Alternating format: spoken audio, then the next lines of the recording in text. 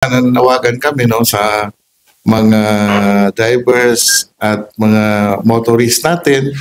Kung makikita nyo sa ating official FB page ng Traffic Enforcement Unit, no, talagang ina-amplify namin yung aming SOCMED posting regarding sa mga tricycles, no. Yung mga dayo naman dito, yung mga bago, especially sa mga delegates natin, we will recommend na picturean po ninyo yung mga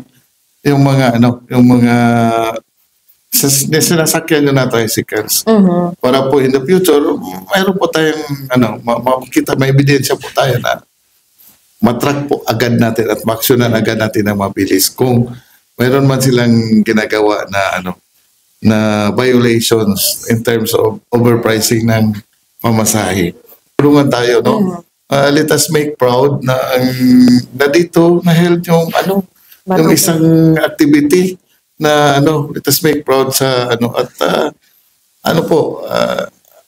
entertain natin yung mga bisita, ayusin natin sila kasi it will make an impression with buong Pilipinas na what is all about Gensan.